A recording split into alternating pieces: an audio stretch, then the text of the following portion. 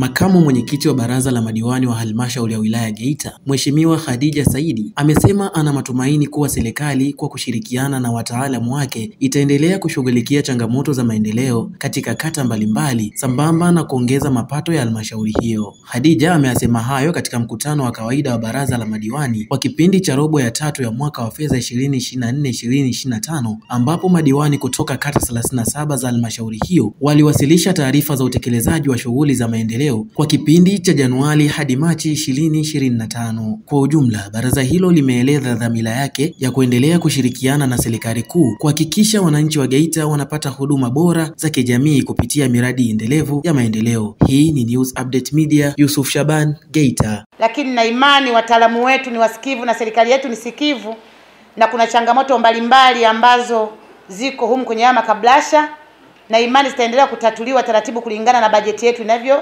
inavyotengwa na halmashauri yetu. Kwa jina naitwa Faraji Rajab Sefu, diwani wa kata ya Bukoli, halmashauri ya wilaya ya Geita.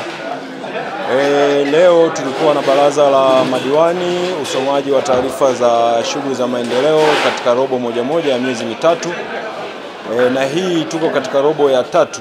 Taarifa yetu za kata zimesomwa, zimewasilishwa kwa kila diwani, zimewasilishwa kwa kata moja. Lengo ni kusoma taarifa ya utekelezaji na kazi zilizokwisha fanyika, lakini miradi inayoendelea ndani ya kata na iliyokwisha kamilika.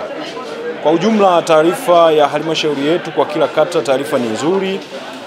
Isipokuwa ziko changamoto baadhi ambazo zinasababishwa kwanza na ukubwa wa jimbo, wingi wa kata, halmashauri na mgawanyo wa majimbo mawili. Kwa hiyo halmashauri yetu ina majimbo mawili, jimbo la Bugando au la Geita, lakini pia na jimbo la Busanda. Kwa hiyo unakuta population ni kubwa kutokana na idadi ya watu, ukubwa wa eneo.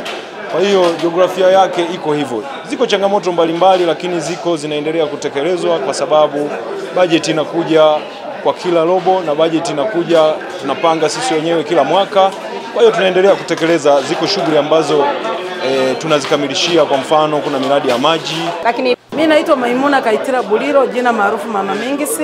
Ndugu mwandishi wa habari, sisi halmashauri yetu ni kubwa sana, ina kata 37.